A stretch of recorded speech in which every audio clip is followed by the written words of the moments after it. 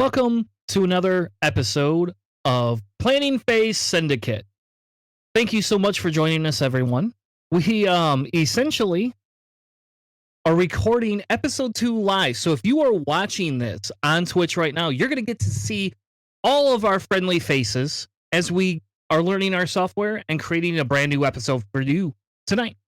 So tonight, what we're going to do is we're going to have kind of a fun show. So we're going to get into a couple different types of segments that we usually do. One of them is going to be called our Academy 101. We're going to also do a roll call that will also be kind of partnered a little bit with our Academy 101. We're going to intro our new one that says, "What churns my dials?" And our buddy Charles here in a few minutes is going to actually get to tell everybody what churns his dials. We're going to do another Construct the Death Star, and that is what we call, in the beginning, there was Boba. Welcome to the show, everyone. Hi, Charles. Hi, Matt. Glad to see the two of you and your friendly little faces tonight. How's it going, man? Ugh. Hey, Chris. Yeah, how was your guys' weeks? I think we've talked 7 or 8 times this week a piece, and I know I hung out with Matt on Friday, and I believe I hung out with Matt on Wednesday too, but I'm not sure. It was a long night, long time ago. But how are you guys? Hanging in there and excited. Kicking the tires, lighting the fires, man. is that how that works? Fair enough. Yeah, excited about being able to hang out with you on Friday. If you guys don't know or haven't been following, Planning Phase Syndicate had its very first in-person event, which actually was mostly just basically a local league night here in Grand Rapids area. So if you're ever interested, do watch Facebook. I am going to start opening that up to a live audience, and hopefully we can get some more people joining in. Cool, yeah, and this week with it being, we're recording this again in advance on Memorial Day, so we had to build up a little bit of shows for everybody to watch. And again, if you're lucky enough to actually tune into our Twitch while we're streaming this, we're testing all over different equipment and trying to make sure that our equipment works. But tonight we're going to do our first Academy 101, where we actually get to kind of go into different things. So, for example, I believe, Matt, our agenda is set up in planning phase, correct? Yes, I get to be the first lucky person to try this, of course, for the very first time. So, yay! And yes, setup phase and planning phase of X-Wing is what we're going to talk about. Would you like me to take it away, or did you want to still with the intro, sir? Well, let's go back to our in-person event real quick, and we're gonna do this, and in case we get any live viewers randomly watching, or when we release these episodes. So there's 2 ways you can connect with us. You could find us on Facebook, and you can send us a Facebook message. We're Planning Phase Syndicate. You can also head over to our Discord, and you can message us on Discord. Links are all on Facebook. And if you would like to, you're more than welcome to send us an email at planningphasesyndicate@gmail.com. And Matt has some really cool tokens that he has made. And what we're going to do is, throughout the episode, and if nobody signs up this week, we'll do it next week. But anybody that will go to our Discord, jump in our Discord, sign up for Twitch for notifications, and sign up for channel. If you could do all 3 of those, we're going to give away the first 3 people. We're going to give away a set of 4 unique tokens. And Matt, if you can show everybody the tokens, that would be amazing. If you have them. Yep, so these are custom-made tokens that Matt has actually made himself that are Darth Vaders that have different little symbols on them. So some of them are stress symbols. One of them is these are uniques. These are so yeah, these are the failures, if you will, but also very good, very usable tokens. But these are not what I'm going to be selling. So as a bonus, these are all for giving away. So if you guys happen to be there, these are unique, never going to be made tokens that you will be the only ones to get. Literally, the only people that I will send these tokens to who will have ever received them will be these people. Awesome. And so we thought we'd do like a little giveaway because, again, if you want to go to our Patreon and sponsor us, we have different tiers and different gift levels that will be given away. But tonight, this is all just free stuff. All you got to do is like and subscribe. That's it. And, just send us a notification, say, hey, I did these 3 steps. And there we go. We'll be able to essentially give that to you guys. With that being said, Charles is prepping for his best spin. Charles has a list. And so if Charles would like to, we can at some point on the show go through different lists that we are using to prep for. But really, the point of our show is to talk about, how to play X-Wing, right? So to begin with, we're going to do our Academy 101 phase where Matt and Charles are going to talk a little bit about setup. Excellent. I would real quick. Charles, did you have anything crazy this week that you wanted to talk about real quick? I'm so sorry. We kind of monopolized. I am a glutton for punishment and signed up for Bespin, which is in the Australian time zone. So I'm going to try a 6-round overnight tournament of X-Wing. That's going to be wonderful. But I believe I will be the only person flying the list that I'm going to fly. So that is interesting. We'll see how it goes. Good to have a unique list, man.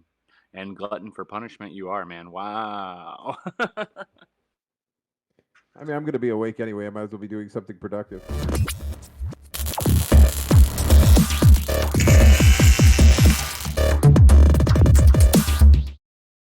All right, so I guess it's time to talk setup. So, welcome to Academy 101. I will be your flight instructor this evening. We're going to start with a setup here. So, setup consists of multiple different things, but we're going to just kind of take it down to the basics and do my best. Now, there are going to be some things that are missed here, but basically, we take your list, which will consist of however many points. If you are up to 200 points, so you can set a list as few as, I guess, probably 25 points. I think is as low as you could possibly go, maybe 22, all the way up to 200. The number of points you are less than 200 is what would be considered a bid, and you'd use that bid to determine who would go first. So, for instance, if I have a list that's 200 and Chris has a list that's 196, Chris would get to choose who would go first. That's player 1. So, basically, in setup, you have 3 obstacles that you bring. They can be 3 different obstacles. Now, they must be 3 unique obstacles. They can't be the same. You could have it be 3 different types. It could be a gas cloud, an asteroid, and also debris. Or you could bring 3 debris, 3 asteroids, or 3 gas clouds. Again, doesn't matter as long as they're a different one or a different picture on each one of each. Okay. Now, when you place obstacles, anybody can place any obstacles. So player 1 brings some obstacles and the second player brings their set of obstacles. You can set all 3 of your opponent's obstacles if you'd like. That is completely up to you. Obstacles must be placed 2 from the board edge and 1, and this is, a range ruler, not like a movement ruler. So 2 from any edge and then 1 from any other obstacle in the field. All right, I think that kind of covers obstacles. And then what we're going to talk about is putting down ships. Now, there is, of course, a whole thing to obstacles we'll get into later. There's also a whole thing to ships. We'll get into that later as well. Chris, if you wouldn't mind switching over to TTS so we can kind of bring that up. Yep, there you go. All right. So, give it a second, it'll load the. Yeah, give me just a minute, guys. Sorry, we switching over here. So TTS, we're going to talk about ship placement, right? So ship placement is done in initiative order, sending initiative order all the way from 1 to 6. Okay, so when you start, you will put down all your ones, and then let me rewind that just a little bit. The player that chooses to be player 1 or it gets chosen to be player 1. Those are 2 options, obviously. Puts their ones down first, and then player 2, the second player, would then choose to put all their range 1 ships down. So actually, as you look at these ships now, you should be able to see them on the screen. Am I correct, Chris? All right, excellent. If you're Yes. looking at the Yep. screen here, you'll notice that these are all 6 of the same ship. They're all the FO. They're all different pilots though, and they all have a different initiative order. So even though they're the same, what we call chassis or type of ship, they all have different initiatives. This one right here, for instance, the Epsilon Squadron Cadet has an initiative of 1. You'll notice it right here in the corner. Initiative 2 on the Zeta Squadron pilot. Initiative 3 here on the Omega Squadron Ace. 4 here on Mr. Scorch there. And then Commander Malorus is a 5. And then you got Midnight, who's a 6. So what you would do is you'd place the 1 down, and then you'd place the 2 down, 3, 4, so on and so forth, giving time for your opponent to place the corresponding number at the exact same time. So you can place your 1, 2, and 3. Let's say they don't have but a 4 or a 5 or a 6 or something like that. You place your 1, 2, and 3, and your 4 if you have initiative. Then they would do the 4. 5 on your side, 5 on their side, 6 on your side, 6 on their side. You kind of get it. We'll kind of go over it a little bit more in detail. We'll do it a little bit more live for you guys here in a second. So that's kind of the setup phase. Basically, you want to set your ships up with a 1 range ruler from your edge of the board. The one exception to this, and I actually didn't learn this right away, so thank you, Charles, for teaching me this one, is when you have a large base. A large base can be placed beyond the edge of range 1 as long as one of the edges is touching the edge of the board. So if you put a large base ship at a diagonal or an angle other than, of course, 90 degrees, or 0, whichever way you want to look at it, the point of that ship could extend past the range 1 of the range ruler. So that allows that. Okay, Charles, would you assist me in setting this up really quick? Absolutely. I'd be more than happy to, sir. All right. So Charles has a 196 point list, and I have a 200 point list. So we do have some initiatives in the same. Would you like to go first, or since you have the bid, would you like to choose to go first or be player 1, or would you like me to be player 1? You have a 4, a 5, and 2 6s. I have 2 6s as well and a 5. So your 4 goes.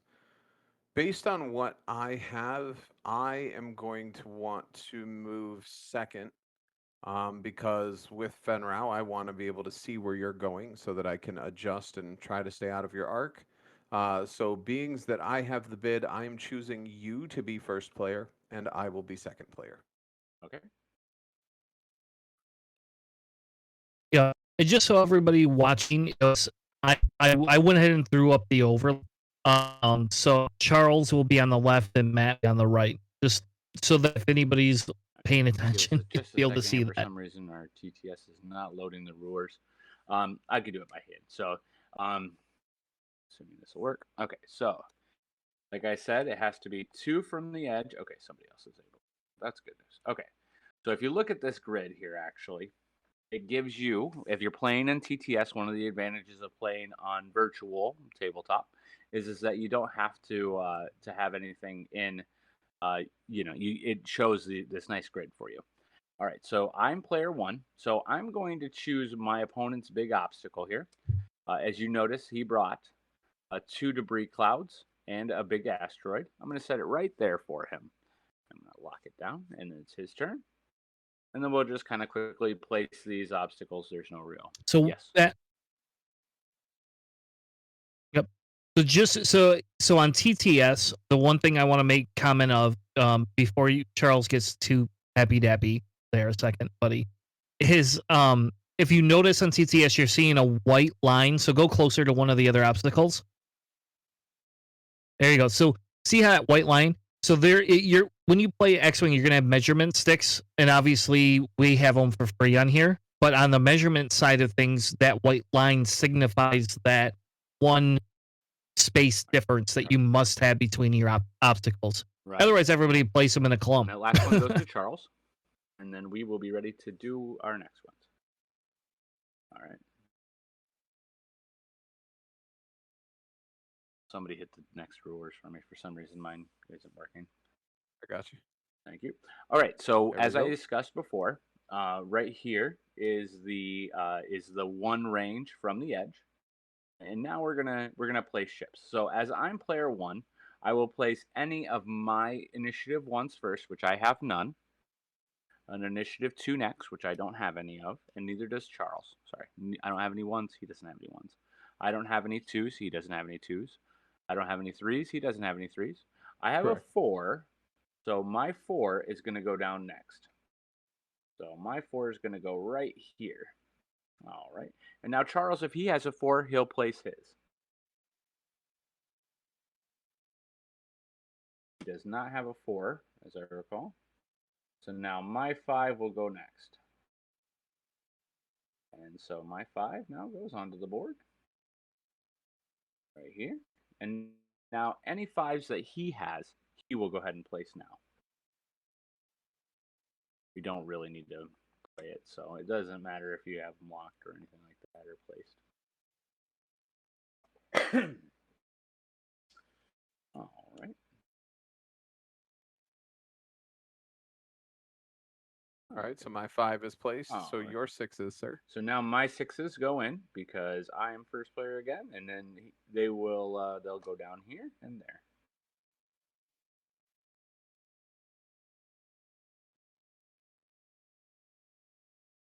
And then mine are set, and then he'll go ahead and put his 6s down. And you'll just wait for your opponent to say, I'm set. They might move their ships a little bit around in each initiative step. But once, as a polite thing, once you've moved your ships and placed them down in an initiative step, it's generally nice not to move them again. So once my 4 was placed, you generally don't want to pick it up unless you made a major mistake, in which point you can ask your opponent if you may move it. Again, depending on the level of the game you're playing, it's possible that your opponent will say just fine, don't worry about it. But it is generally polite not to do so. All right, and now with this, we have actually set up our board for playing. So that is setup phase in a nutshell. There are some things that do affect setup phase, but there's very few of them actually. We're going to cover some of those actually in the next segment. All right, next we're going to talk about our planning phase. Yes. Are we ready to go on to that, or was there any questions? I think maybe if you guys have questions, now is a good time. Yeah, I think, and I think the one question for me is, and we will get into like ultra detailed placement later on, but if you notice around here in the board where Charles and Matt place their icons. Yes, those are icons.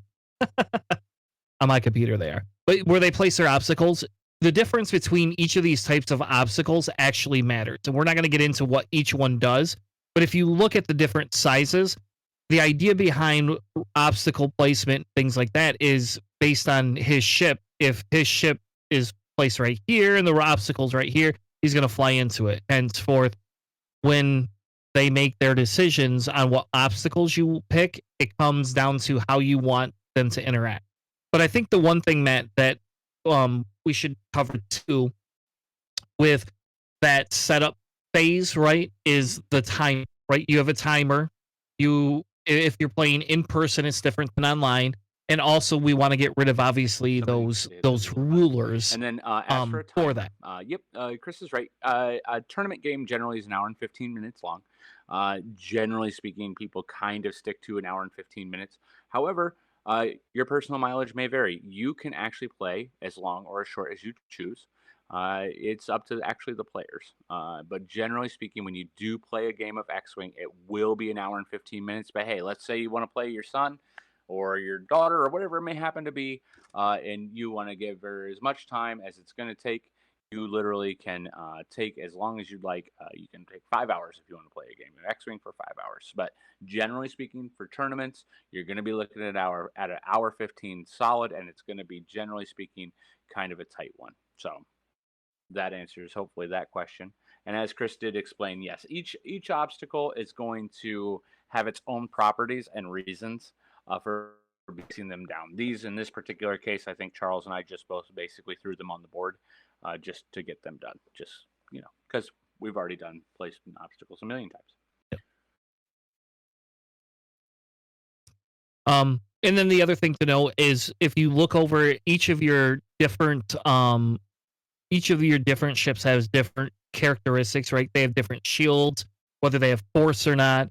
And so making sure you have the appropriate amount of tokens for your list is a pretty big thing, and that's part of it. And like online play, and this is just my recommendation for online play, is I didn't think about that, guys. I'm so sorry. yeah, there you I go. forget. There's a Sorry. good example All right right. there. So when you're setting up, yes, you do need to know kind of what your different icons down here are. I forget that we are kind of going basic. So red denotes the number of attack dice that ship gets. Green denotes the number of defense dice that ship gets. And then the yellow denotes and it has the same icon here. That means the whole value of the ship, or how many damage cards you can take before it's destroyed. And then blue represents the shields. So for every blue, you need a shield token. And then if you happen to have a ship that is like this fifth brother here, I'll go ahead and rotate it and make it bigger for you guys. All right. So if you notice the purple icon down here, that right there denotes the amount of force. And that requires a force token, which looks like this one right here.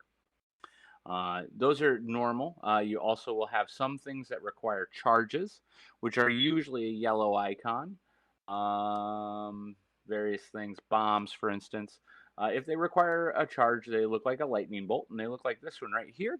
I'm going to go ahead and make that one a little bit bigger, and that's your charge. I got it. It's on the screen. Don't worry. So those are your most common setup tokens. I think those are your only setup tokens, other than like some people use S-foil reminders.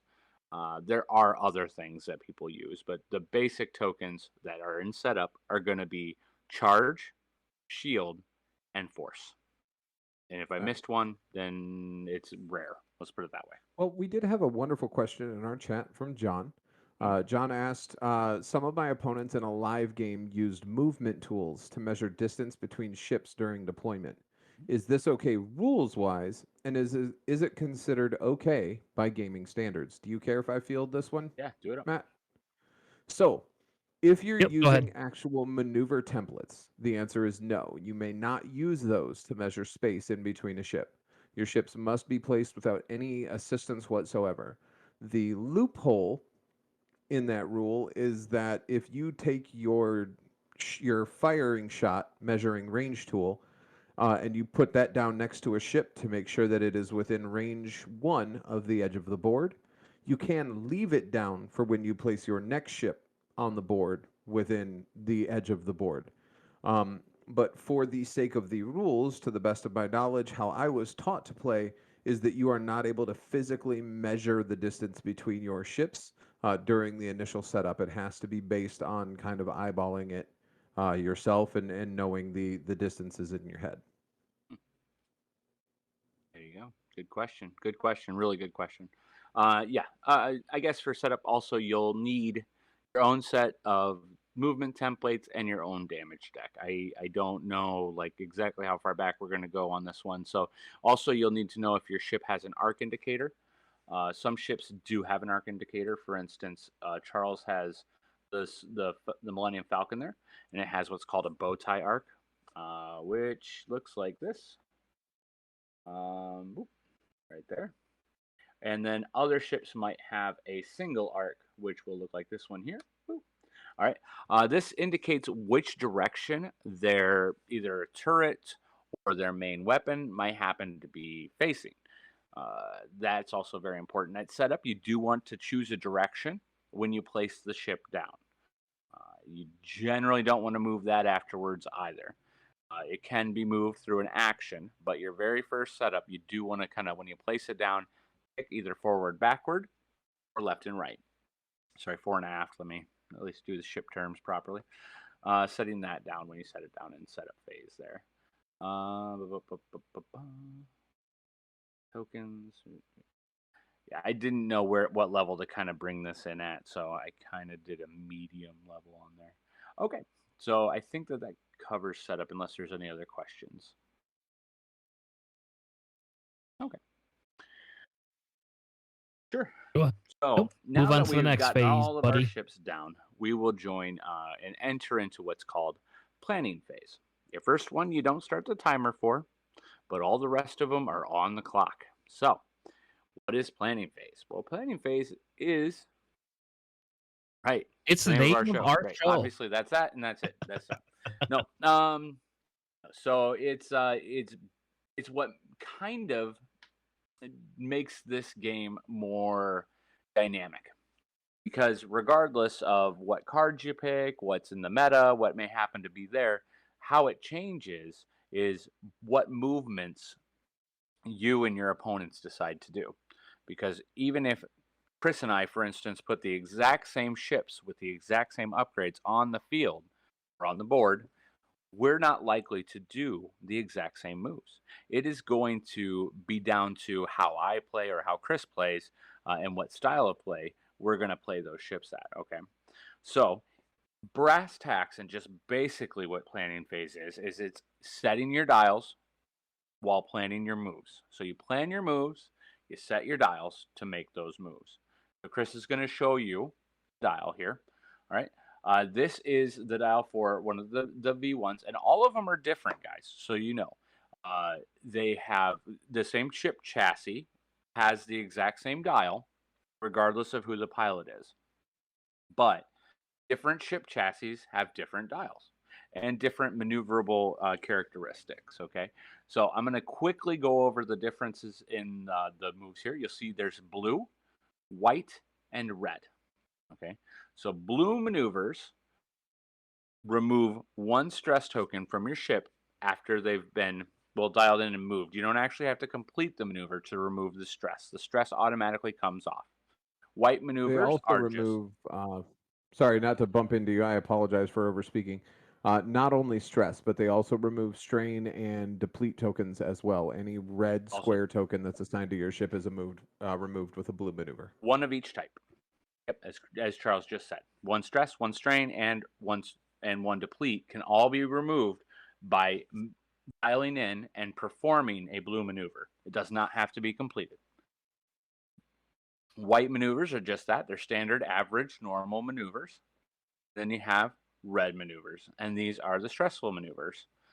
In this particular case, you have a K turn, which is a ship going forward and then changing the direction of where the ship faces. All the rest of these, I think, are pretty much self-explanatory, but I'll quickly go over them. Straight, of course, uses a straight template, 1 through 5. Banks are soft, some people will say. 1, 2, and 3. They're just basically the not hard turn. And then you'll have the hard turns, or hard overs. Depends on different people will say it different ways. But those use the hard templates like these. Banks use the templates like these. There we go. So that kind of explains those different ones. The other things that are going to see is a K turn, or I think it's called Corrigan. Is that what it is? Corrigan turn? Anyways, whatever.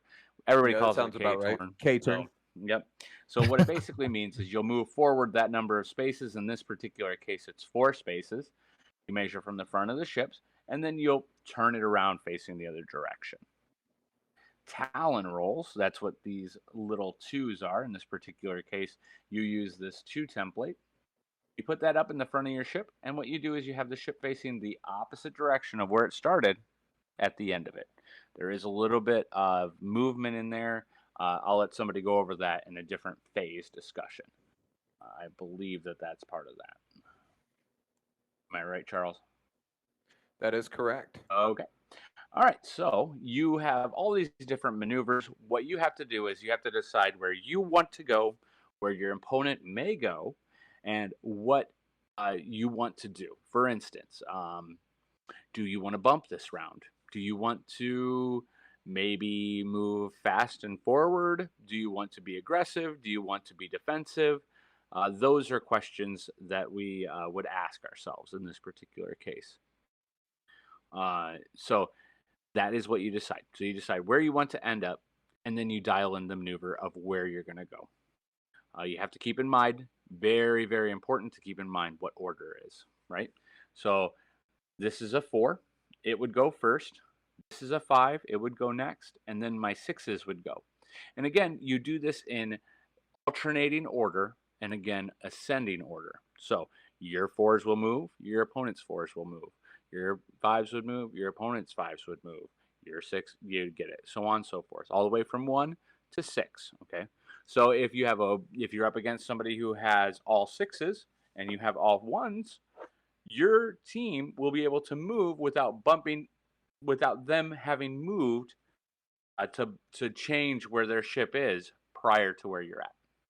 So this is a whole thing. Lots and lots of strategy involved in this.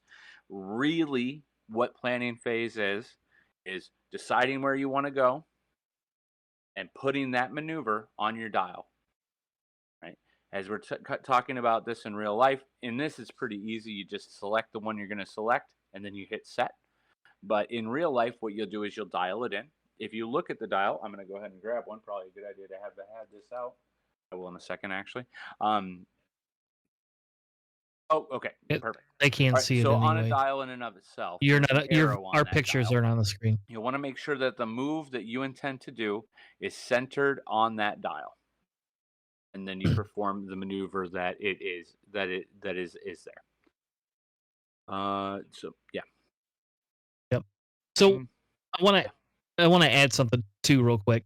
The big thing, so when we talk about the planning phase and it's setting your dials where you want to be, part of that is understanding to some extent where your opponent's going to be. So as a beginner player, when I first started, this is a little story, and you'll probably hear this if you play in a more experienced player, but we had the group I started playing with.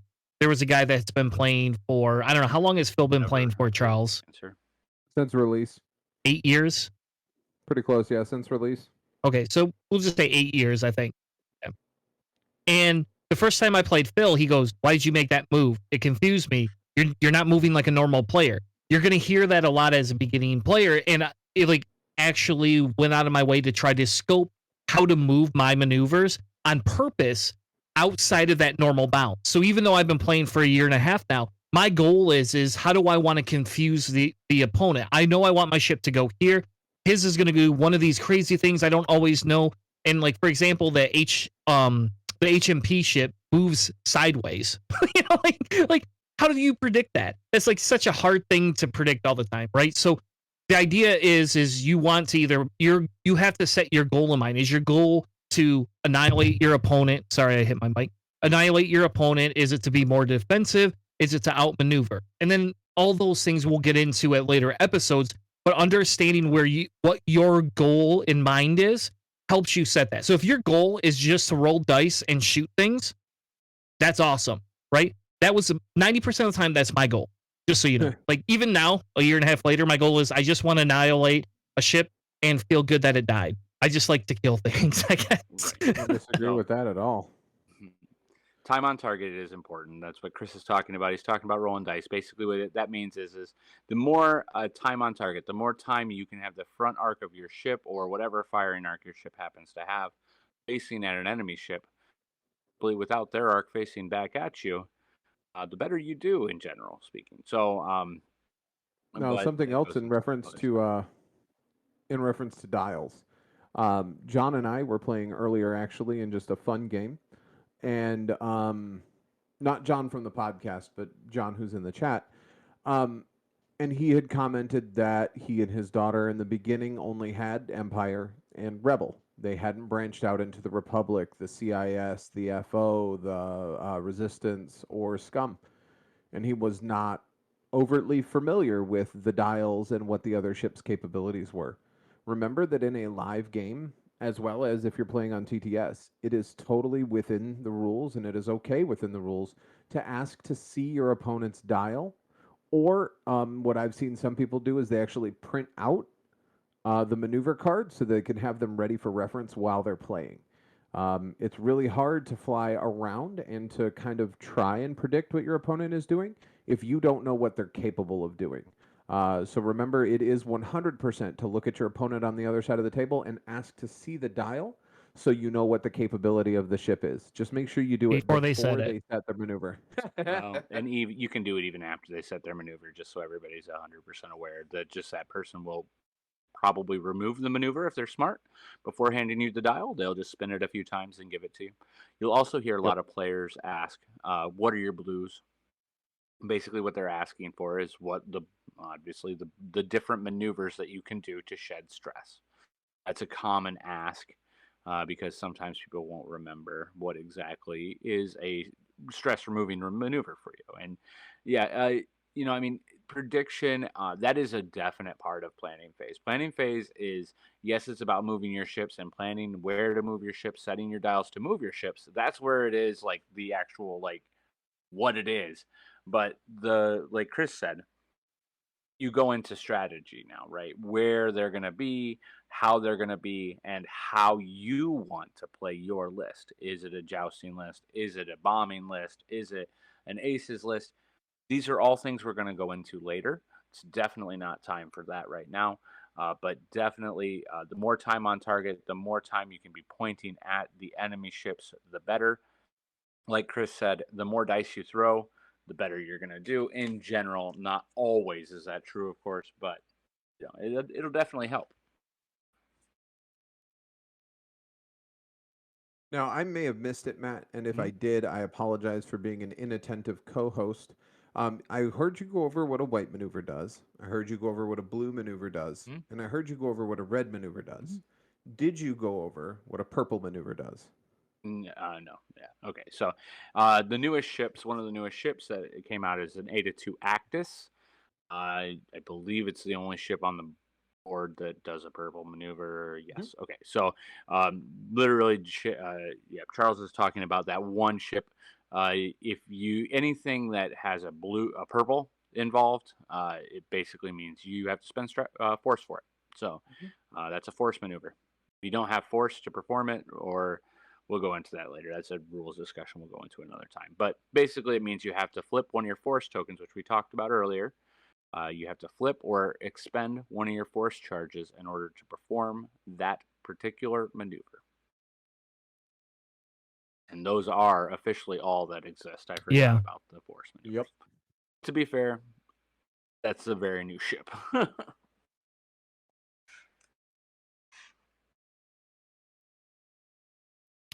All right. Do you have anything else you want to cover I think for that planning covers it. Did phase? you guys have any questions other than the purple maneuver? Nope. The only thing that I would like to point out, and this is something that I didn't learn until much later in my X-wing career, it's a little bit of X-wing kind of tournament meta style. If you and your opponent are setting up in a jousting formation, so really looking at where the Millennium Falcon is in comparison to the red TIE fighter that is on the board, I believe that's Fifth Brother. That's one of the TIE Inquisitors. If you are going to be moving at each other, you need to know the distance between the ships. So if your maneuver chosen, let's say you choose to do a 3 straight, plus your base, which is with the Falcon, is 2, so that's a total of 5, and your opponent's maneuver, let's say they choose a 5 straight, and their base, which in the case of a TIE fighter is 1, so that is 6. The 6 from the TIE fighter plus the 5 from the Falcon would equal 11. If that total equation equals 11 or more, those ships will be shooting at each other in the opening round of combat as long as they are moving straight at each other. If you add in the angles of banked turns or hard turns, things like that, it gets a little wonky.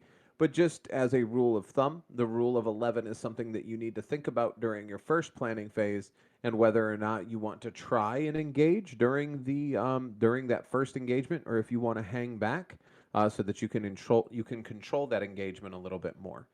So that's just a little side math there.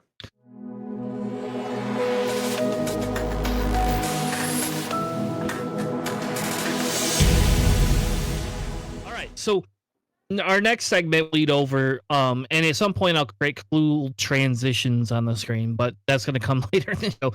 But essentially what it'll be is I wanted to talk our roll call segment, right? And our roll call segment is to kind of highlight different things that interact that you probably have never heard of. And so, for example, if you're a new player, and I'm not even a new player, and I don't even like some of these cards because I don't know what they do because I've not seen them played. But if you're playing casually, and I'll tell you what, it's funny.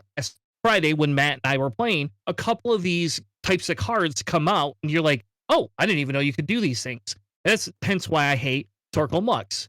Hashtag Torkel Mux needs to die. But we're And what I wanted to do is I wanted to highlight 2 upgrade cards that are crew cards that are in Scum. And Charles will love this because it's Scum. But we're going to highlight these 2 crew cards because essentially they affect your setup and planning phase quite a bit. Oh, you did not have to do that, but okay. So essentially, Tobias Beckett, and I'm going to zoom in here, I guess. Tobias Beckett, what he does is after you place forces, you may choose one obstacle in the play area. If you do, place it anywhere in the play area beyond range 2. So Charles, if you could spawn some range 2 templates, that would be amazing. Or a ship and beyond range 1 of other obstacles. And then let's move these cards down here for a second. And I'm going to go ahead and I'm going to let Charles choose. So Charles is our resident Scum player anyway. That's true. Yep. And so you can see these are your range 2. So what's going to happen is what'd you say? Can anybody toggle those rulers? There we go. I can't, though. I guess I can. Yeah, there you go. Yep. So these rulers here, if you look at these, right?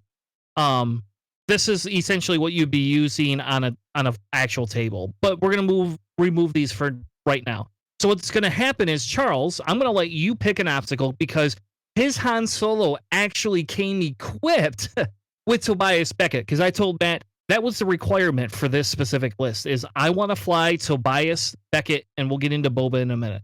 But I want to fly Tobias Beckett. And I'll be honest, I've never actually put him on the table. And so this list creation right here is something that Charles and I or Matt and I will probably play in the upcoming months. This is saved in our little secret files. So with Tobias Beckett, I like Tobias Beckett. To recall here, after placing forces, you may choose one obstacle in the play area. If you do, it is a may. So if the rock placement ends up exactly how you want it, you can choose to not do anything with this card. If you do, place it anywhere beyond range 2 of any board edge or ship and beyond range 1 of any other obstacle. So because it has to be beyond range 2 of any ship, you also are probably going to have to do some measuring. In real life, this is a little bit different than it is obviously in the game, but knowing that I have to be outside of range 2 of any ship and beyond range 1 of any other obstacle. So I want to take this debris field and I'm going to unlock it and I'm going to move it so that it is out of the tracking range of Han Solo. So I'm going to take it and I'm going to load it up right there. Now Han Solo has a very quick route of traffic down to either the Grand Inquisitor or Fifth Brother on the other end of the map, giving me that clear lane and clearing up this entire side of the board based on where those rocks were placed.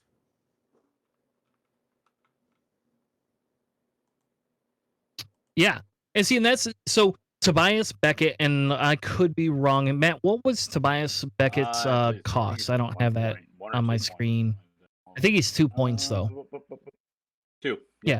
So for 2 points, if you have the ability to, if you have an extra crew slot, and again, this is Scum only, but if you have an extra crew slot and you do want to be able to mess with the debris cloud type things, and there's reasons you would want to do this for Han Solo, right? Because now he's got a clear path. If Fifth Brother comes in and jousts him, Fifth Brother Matt has naked. They're mostly naked, right? You have where is Fifth Brother on your screen? Yeah. So Fifth Brother's naked, and he's going to come in, and he's got 2 attack dice and 3 green agility. Han Solo over here is going to have a lot more. He's going to have the 2 attack dice, plus he gets to roll an additional 1 for an obstructing. So Charles could also move that rock here, and he could, well, we're going to unlock it, and he could move it right here so that it opens up the lane for him to come through the center. Again, all of this is tentative based on, how all the original rocks are set up, right? But Tobias Beckett can actually be really strong, especially in a casual game, because people don't always think about that. The next crew I want to talk about is Boba Fett, because like and Boba Fett is your iconic Mandalorian wannabe that is just ready for action. Everybody loves Boba. He's the thing. Here's the best part about Boba. If he is on your ship starts in reserve. Right? And so there you go. So his ship starts in reserve. And what that means is if it starts in reserve, you don't actually have to place it on the table. We're going to pull Han off and say, bye-bye. Matt placed all his stuff down. What if I want Han to joust? Can you flip up range 1 rulers, please? What if I want Han to come through and joust these guys over here? I got you. I could do that. But the best part about this whole thing is you could place yourself at range 0 of an obstacle and beyond range 3 of any enemy. So, Matt, if you want to spawn your range 3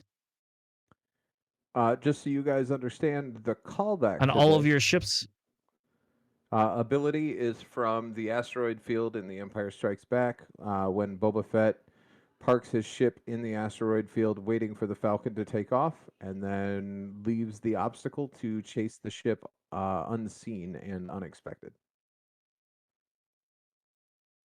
yes, genius card. This is why I like this show, or this game too. I like our show too, but this is why I like this I love game, this show. is because I get to talk about all sorts of different like movie things, and like the people that create this game actually like these Star Wars movies. You're not just playing a game where people are putting mechanics together.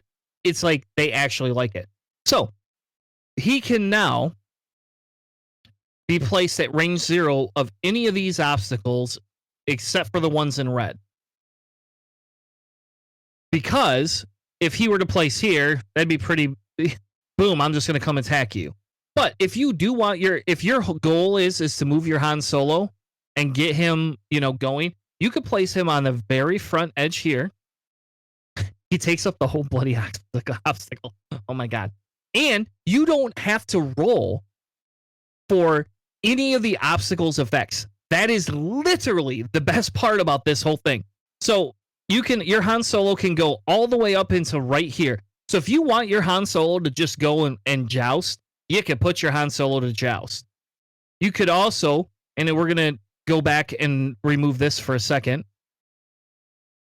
And Matt had that over here, and I'm going to move the Boba Fett card because it's in my way. So Matt had that over here. So let's say we want to place him at range 0. So we're going to move an obstacle. We're going to unlock this one, and I'm going to put it right here. And then I'm going to take my Han's... Oops. Well, that sucked. All right, I got to set up my view again. Sorry, folks. Newbie at this TTS thing.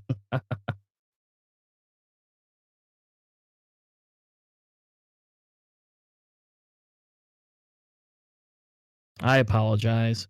Anyway, there we go. Almost same way as what it was. So then if I want to, I can actually put Han here, just barely at range if I want. Or I could put him on this side, and I can't really see, but I'm pretty sure I'm pretty on that rock. And then I could bank in or do this. I could also rotate him and put him on the rock. So that way when I come through, I'm going to come through this right here, and I'm going to be able to use these clouds in either way, shape, or form to be able to shoot at these guys. So it forces them out of whatever we think Matt was originally going to do with his ships. I can't guarantee what Matt would do. I probably know what Matt will do with those ships. But that's because I played Matt for a long time. So Matt and I live very close to each other, and I've known Matt since high school. So, but you always want to make sure when you place your ship that carries that carries Boba Fett on a rock, just make sure that and here I'm gonna angle my thing so you make sure your ruler guide does not go through the rock. And then your first turn, you'll never have to take damage from that rock. And you're going to have this whole advantage of being able to be placed anywhere. Mm-hmm. So that's Boba Fett and Tobias in a nutshell. Any questions? Any comments? The only thing I would say is another way that you could use Boba Fett to your advantage rather than just for the jousting aspect of everything, especially for the scum list that was built on my behalf. Having Captain Nim, which is a bomber ship, you can actually set him up to have the back end of his ship facing towards. So, for instance, like where that fifth brother is, you could take Captain Nim and set him like so on. Yeah, it looks about right. So on this rock, so range You gotta be on zero the of rock, this bro. rock. I know, I'm working on it. I'm just helping out. Frozen. What happened? Oh, there we go. You locked them. There you go. So you could set up and have yourself. Well, heck, if you wanted to, you could even do this. There. Set yourself up outside of that range 3 bubble right there. And then if you look at he has proton bombs or proximity mines. We will get into bombs and mines on another time. But if he is there, then you have the capability to drop that bomb on the very first system phase, which is normally forgotten during this time, and actually maybe mess with some of their maneuvers since this happens after.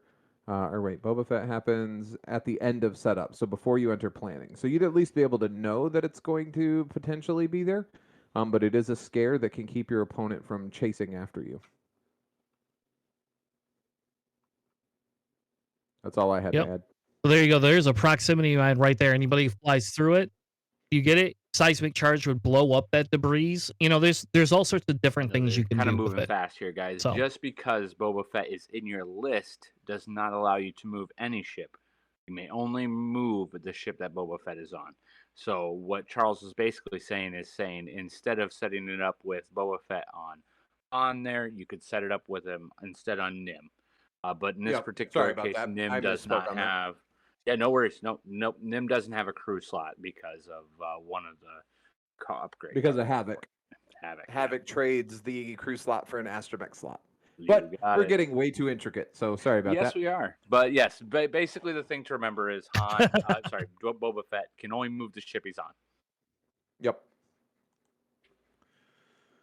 All right. Well, that was awesome. That's our first foray into the Academy 101 as well as the roll call segment. So I hope that provided you guys with some information that was actually useful and maybe can be applied during different areas of your play style in your regular game as well.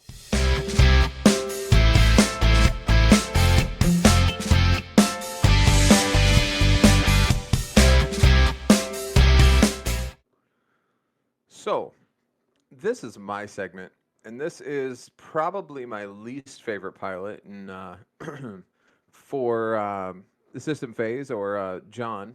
When you eventually listen to this episode at some point in time, know that you have single-handedly helped fuel this rage since I met you, because he is your favorite pilot. But Sunter Fell is probably my least favorite pilot in the Star Wars universe. Now, speaking from a lore perspective, he ended up marrying Wedge Antilles' sister. So not only is he a horrible pilot, but he's also a turncoat and a traitor to the Empire. But going back to 1.0, when he was in Initiative 9. Oh. Yeah, I told you guys, I'm going to get deep on these. He was Initiative 9, and his ability in 1.0 was that whenever you received a stress token, you could assign a focus token to your ship. So if you did a 5 forward with a barrel roll and a boost for additional positioning, because you could do that then, the second maneuver being a focus maneuver or a stressed maneuver would give you a free calculate. That was powerful enough. But when we look at Sunterfell now in 2.0, at the start of the engagement phase, if there is an enemy ship in your bullseye arc, you gain a free token, a free focus token. So keep in mind that that is not performing a focus action. You are acquiring a token. So that being said, if you get someone in your bullseye, you could spend your action to get a focus.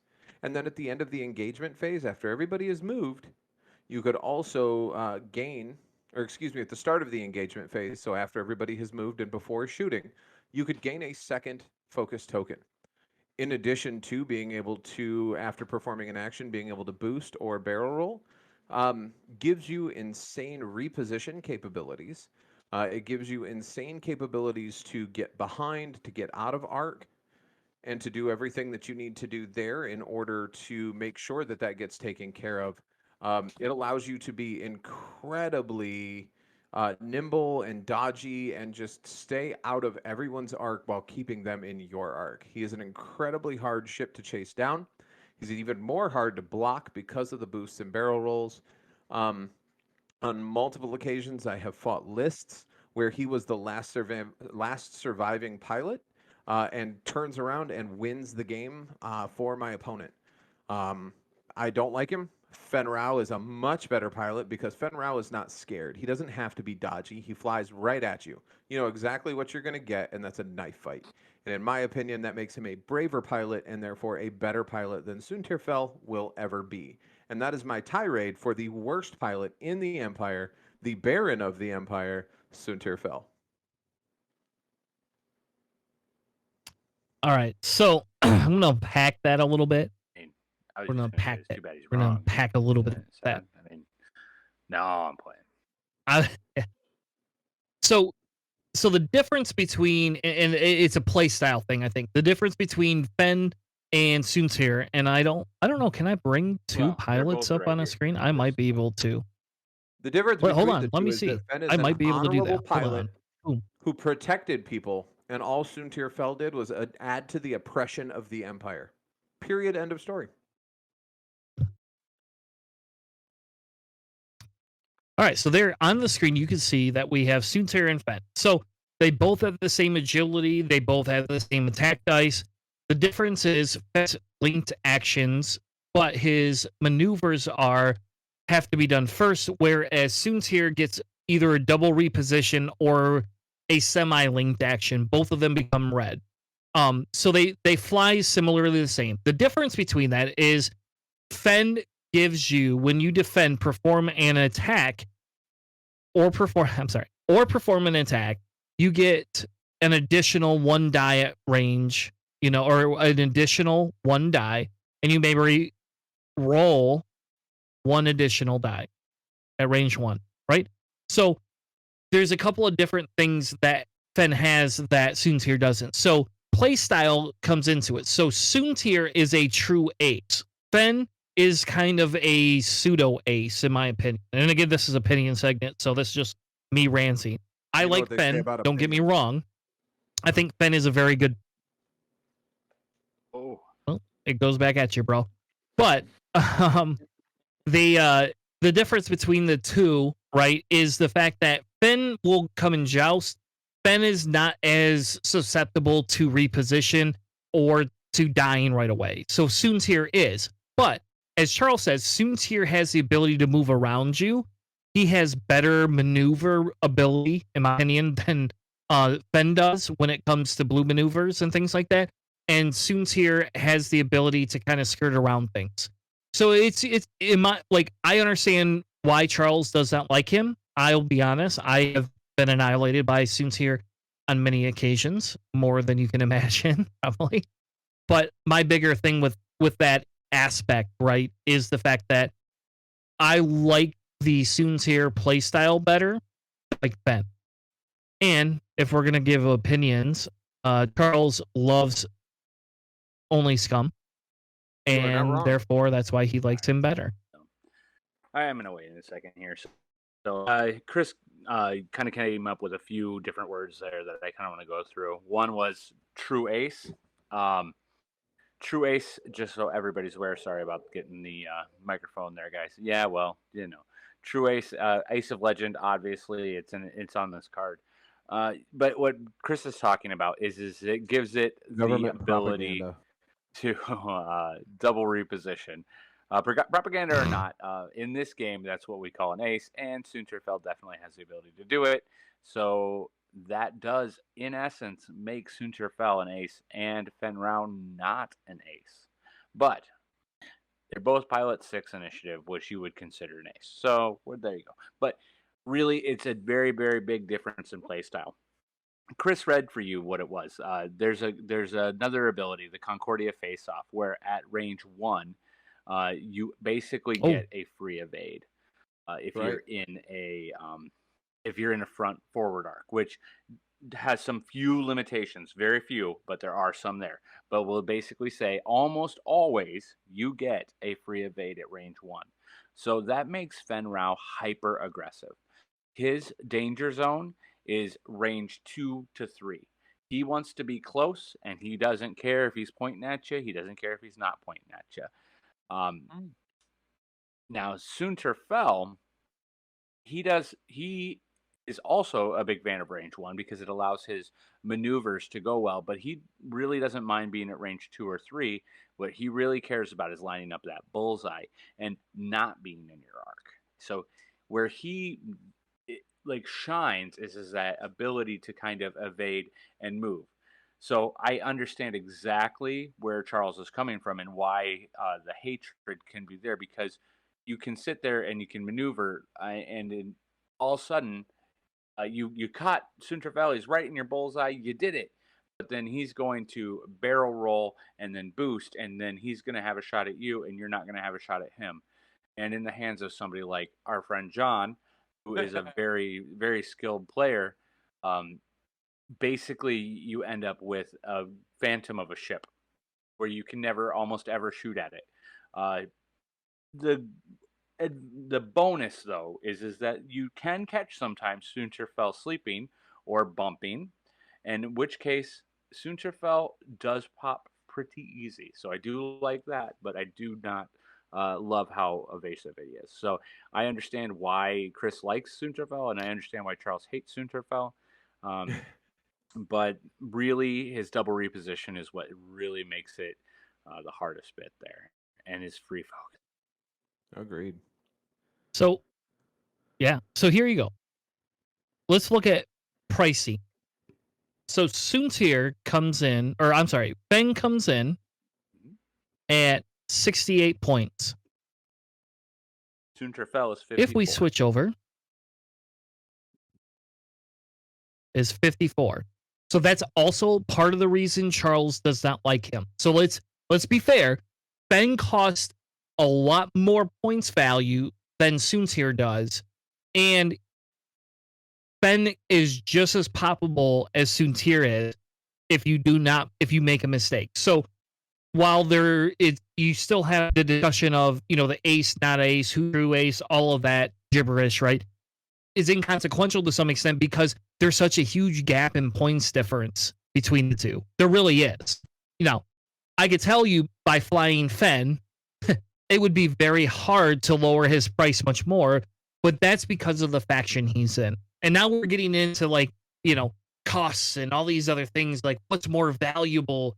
But in fairness, I can run Soontir with a lot more other aces, like more powerful aces, than Charles is going to be able to run with them. And that's just because Soontir has been costed a lot lower. So, a bargain. Anyway, a devastating bargain. I don't know if that helps. The other thing is he also is, and I think there might be a point itself. change at some point. The chassis itself on the Interceptor, allowing dual modifications, meaning that you could potentially take Soontir and put a hull and shield upgrade on him. And for the same amount of points, basically at that point, I believe, 54 and a hull upgrade is 7 points. And a 1 more point, 15 points. Shield upgrade is 8. Yep. So for 69 points, Sunterfell now has 5 health instead of 3. Whereas for still way more point. Well, how many points would Suntir or Fell? Around 68 points and no ability to fit a shield or hull upgrade. So just as an adviso, there is no possibility of actually adding more to a Fenrau, which, I mean, I don't really want to enter into politics, but yeah. Well, I mean, to be fair, Fenrau doesn't need additional tools to be a better pilot. I mean, wow.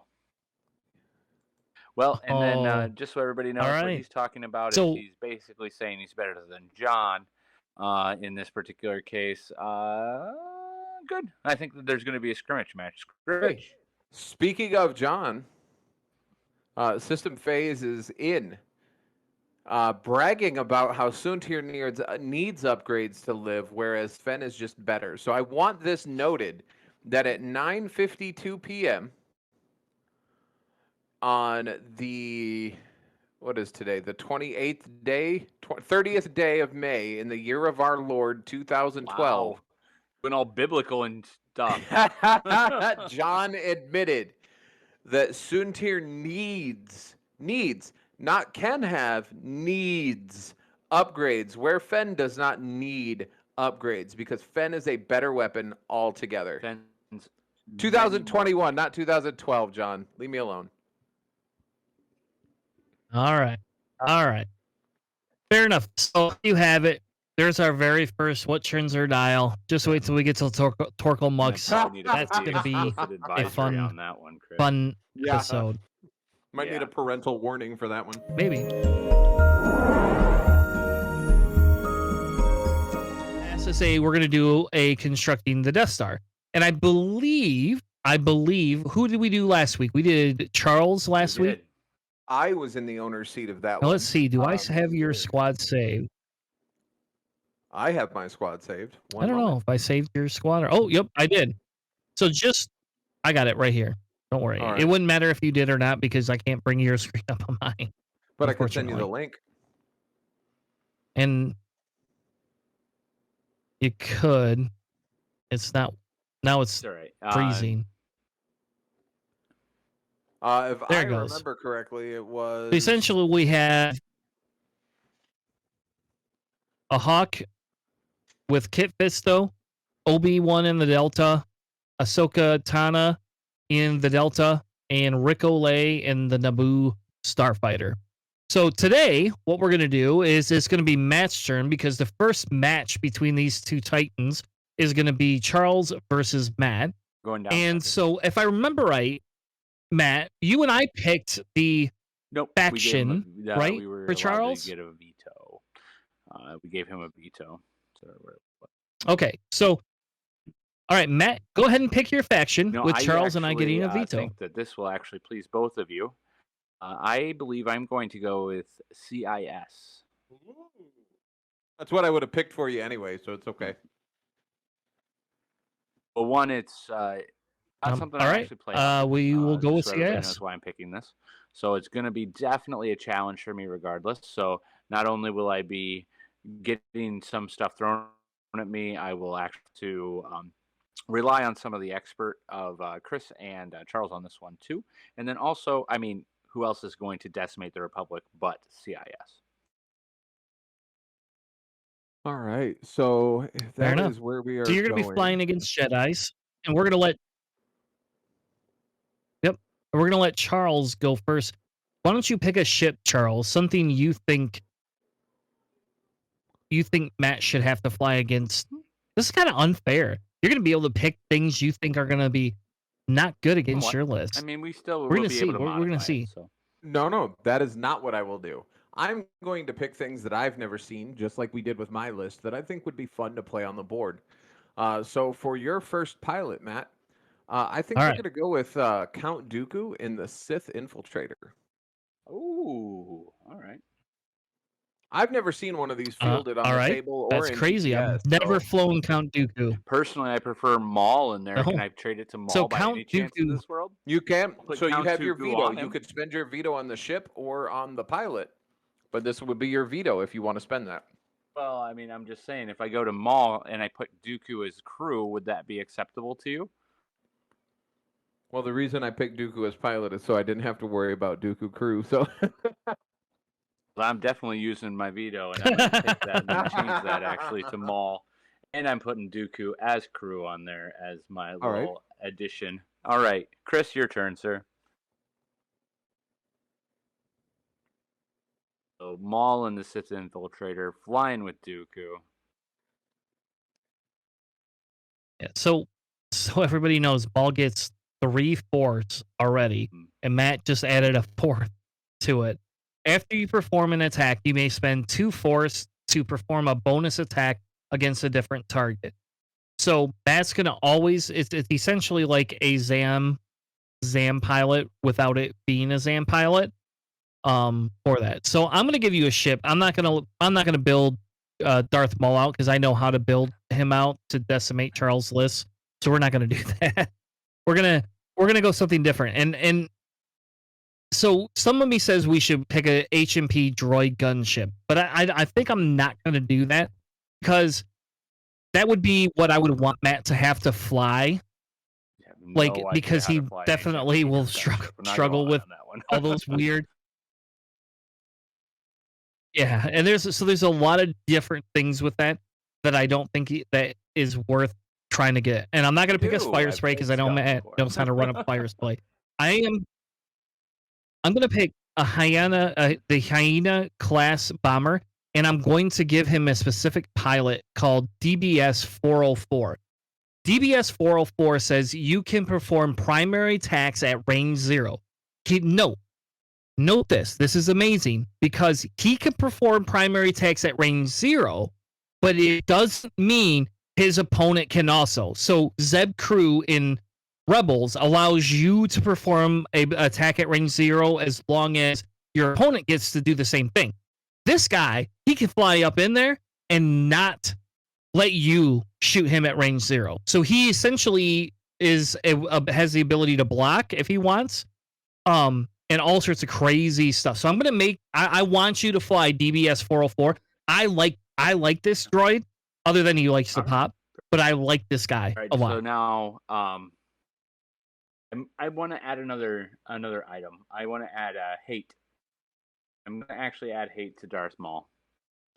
For my ad on that one, and I believe I'm done touching that ship. So I think we're just gonna leave it be. Show me where on the ship. It was a hateful touch. Don't even. Well done.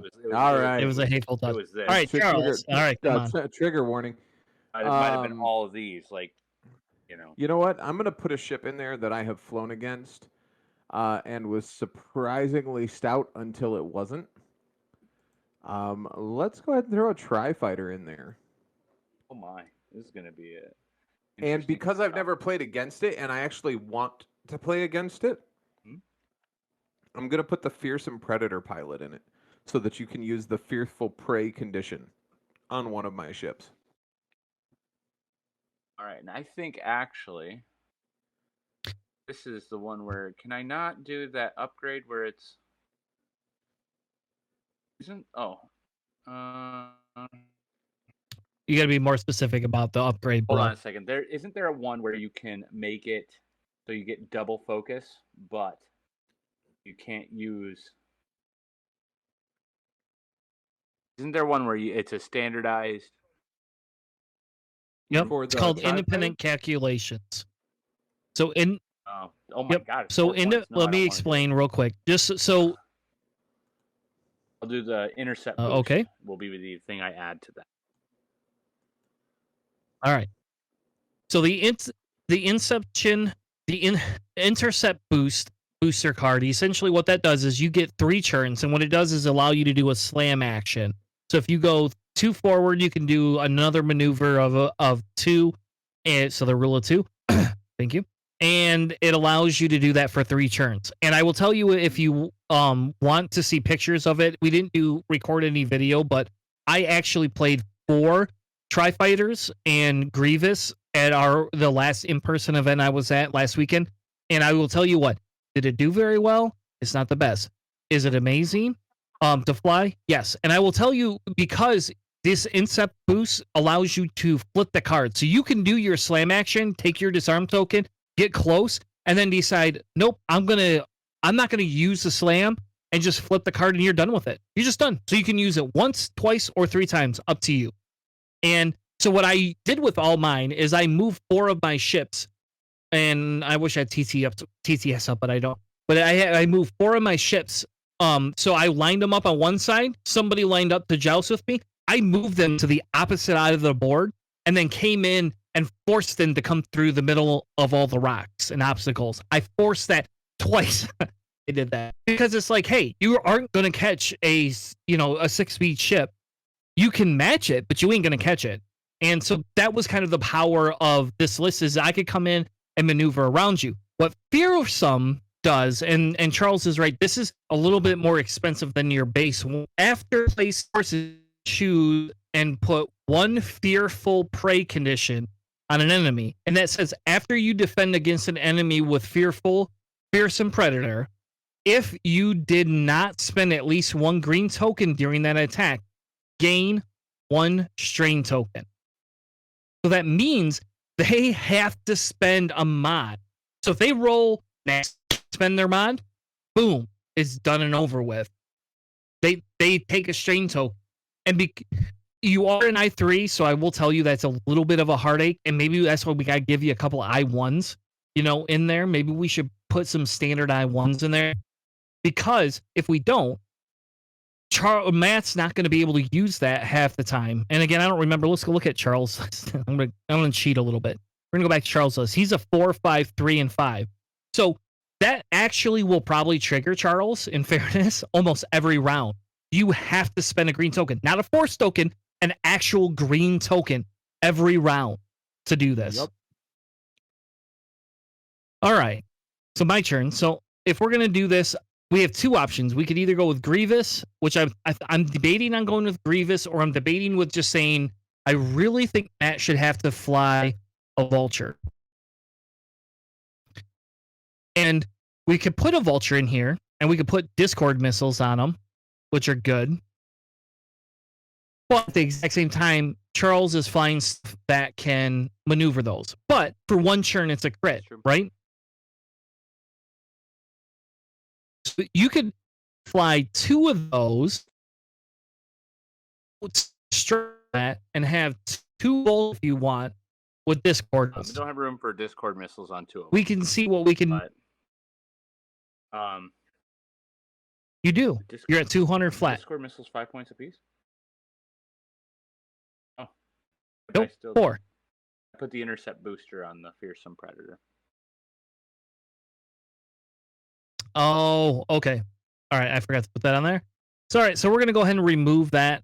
And we're going to probably go ahead and remove that Trade Federation drone. I was going to say, honestly, it's probably not worth it. And honestly, and that would give me a chance to put the landing struts and also the grappling struts on the drones, the droids. And that would be something I would be willing to do if you guys are fine with that. Then I can throw one set of Discord missiles on something. You could. Or you could switch out and we could do a Hyena class bomber, right? I do have the bomber. And then you would have two bombers. And we could either say you're going to do a Bactoid bomber if you'd rather be more missile oriented. We got 19 points to play with, man. Keep the add our landing. The thing I got 17. You wanted me to have a Trade Federation drone, correct? Yeah. Oh. No, I'll be honest. If you're not going to run two of them, one will probably not. Like you're probably in CIS. You're probably better off to have toys than you are to just throw ships with nothing on them, because they're gonna. The only advantage you're gonna get fill them out with some more stuff. So for me, a bomber is probably a little bit more. Yeah. So do you want the bomber carrier? I'm sorry, you guys are breaking up on Bactoid bomber. So the Bactoid prototype is more of a missile carrier than a bomber, or you could go with the Separatist drone, which is a bomber and a missile carrier, or you could go with the Techno Unabomber, which is a 1, right?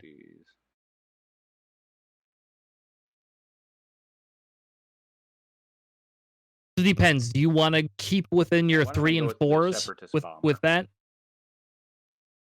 If that's right with you guys. And then I'm kind of looking to fill things out. Are you guys cool with me adding landing struts to both of the bombers? You have to. So you have 17 points. And now, Charles, I need you to pick something to go on this list. We have 17 points, multiple slots. I'm thinking it needs more teeth, but that's just me. What would you like me to add to any of this? Oh, you're muted. You're muted, bro. 1,000 apologies. Your Discord. No worries. There you go. So you will have to excuse my questions, as I don't fly CIS except for the fire sprays. Yeah, I'm with you. Can they carry the Discord missiles? They can. Put those there. Well, how many points are a Discord missile? I don't know. 4. Maybe able to put them on 2 ships. I'm going to go ahead and do that on 2 of them then. Discord missiles on both of the bombers. I think that's a solid play. What do you think, Chris? You're the CIS player. Yeah.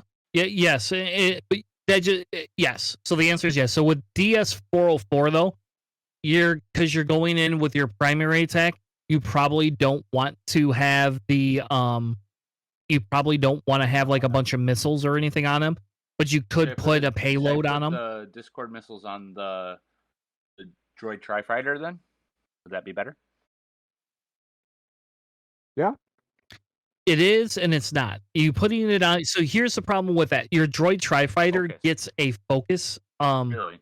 Can have a focus action. It doesn't say focus. It only says calculate. Yeah, the fearsome predator. I need to go look at my card. Calculate. With network calculations, it can change a focus result to a to an evade or a hit from someone else's calculate token, but it's a droid. They don't get focus that I'm aware of.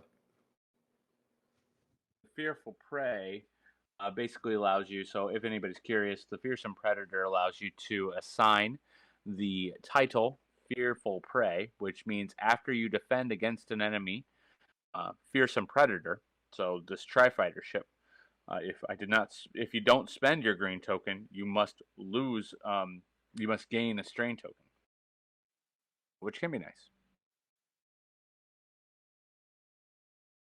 Yeah. So you're right. So I'm sorry. You're right. The it doesn't have the focus. It has the calculated on it for it.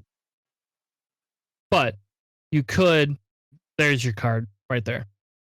So it has a calculate or it has the boost calculate with it. So I don't know. You know that the problem becomes is that what were we talking about? Predator.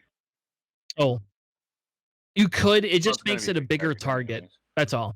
And you will not be able to. You will not be able to use so if you put Discord here, you put them on this. What it looks like, you will not be able to. You will be able to launch them. I guess that's probably fair. Let's take them off 404 and put it on here. You will be able to launch them even with your disarm token. The problem is that if you slam, you will not be able to get a disarm or get a calculate. So you can only use those at the very end. Fascinating. That's why that's why I don't run them on them personally. So the question being, if we want, well, I mean, I don't know if I'd really do that. All right. So how would you guys? I'm thinking of adding some sort of bomb to the infiltrator, like thermal detonators. And then maybe on 404. Thermals are always good. They have you get 4 charges, so there's nothing wrong with thermals. You can't go wrong with thermals. I think I want to put them on all of the bombers as well. Yep. So I dropped the Discords off the fearsome predator for a second.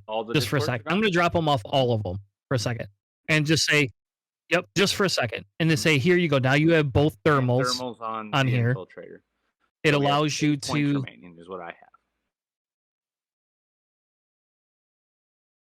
You cannot. Oh, on the infiltrator. Oh, okay. Yep. Okay. I see what you're saying. Yep. Now you have 8 points. So now you can run if you don't want to bid, and I would recommend in a friendly game, fuck the bid. But you could run 2 Discord missiles if you would like on 2 ships now. So I don't know.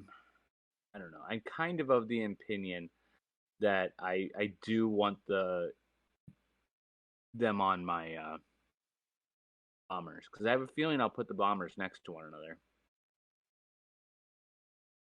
So if it were me, I would probably Yeah. put Discords on the 2 bombers, which I'd probably run as a 2-pack, even though they don't have the same initiative. And then that's probably what I'd do. So that's where I'd put it. And I would agree with you personally. I would not run it on that It's Tri-Fighter. interesting because you're going to That's come just in me, though. behind it and stuff like that. But I think this is where I would sit. Would you like me to run my list down? All right, guys. So I've decided on Darth Maul and the Sith Infiltrator for those lovely, lovely double taps. Darth Maul is going to have Hate, Thermal Detonators, and Count Dooku. The Hyena class droid bomber with DBS 404, running thermal detonators, landing struts, and Discord missiles. The droid Tri-Fighter, Fearsome Predator, with the Intercept booster. The Hyena class droid bomber, Separatist bomber, with thermal detonators, Discord missiles, and landing struts. So I really quick wanted to go over landing struts and basically just landing struts in this particular case. Landing struts, it's also, what's the other one? What's the other one called? What the In terms of what? The vulture form of landing struts. Right. Oh, you want to No, be able to I just land on a wanna run rock. the card That's down what you're where it is. saying? Basically, it allows you to overlap and land on grappling struts. There it is. It's called grappling struts. So landing struts and grappling struts, same thing. Basically allows the ship to land, and it must land on a rock at range 0. It must be either debris or an asteroid, and basically that ship can sit right on that rock, and it can perform actions, and it can fire. You can't go over it with the landing struts, but you can sit on it with the landing struts. No more than 2 ships per asteroid, please. Anyways, and then no more than that's 2 the ships rules, per buddy. I didn't asteroid. make What are you it. talking about? But then again, I mean, there's just no room. There's just You no should have. room. They're just rocks. Anyways, thermal detonators basically are bombs that allow you to drop at 2 bombs in the same system phase. It must be with 2 different templates, and you can use a 2-drop for thermal detonators. On those, we'll go into them later, but basically you roll a dice. On focus, you get strain, hit, and crit, you take damage. Hit is a hit, crit is critical damage. And then Discord missiles allows you to shoot buzz droids out using a calculate token. Is it not considered attack, Chris? You said you can use even while disarmed? Yes, Really? because it's not an attack. I did not know that. That is fascinating to me. Yep. Yes. Because to my understanding, and I could be wrong because I'm new, but to my understanding, is disarm only affects attack. Technically speaking, this Discord missile right here, at the start of engagement, you may spend something to launch a buzz droid swarm, which is essentially, if you were to go to TTS, is essentially considered a remote. So you're launching a remote, not an attack. If it was an attack and it hit you, then your buzz droid would actually have to attack you first. Now, I'll be honest, I've never done this because that's such a new ship. But now, like, you got me thinking. Now I can run 5 of those things. Damn, that's what we're gonna do. Maybe I should build a 5 collider list with 3 with Discord missiles and 2 with whatchamacallit, cluster missiles or ion missiles or something like that. All right. Well, I do have to ask you a Man, question. I'm excited now. Sorry, Charles, but Oh, you're good. What's up? how afraid are you now? Because you must realize that you're going down, sucker. And I mean, all the smack is being talked right now. Did you ask how afraid I was? Yes, obviously. That's how unafraid I am that I forgot the question that you asked about 2 seconds after you asked it. He's so afraid. It's actually like running out of Oh. his mind as he's trying to find an escape route from the conversation and any other way he can escape this fight. I will call back to how many All times right. the Jedi have defeated the droid army in every prequel ever. I'm not worried about your droids. Don't worry about it. Sure. Hey, just remember what happened to the Jedi army you might be able to defeat a few separatists, but you're going to get eliminated by Space Order Sorcerers 66. Just really don't have a chance. That's fine. That But there's being no, said- there's no clones in his list. I'm good.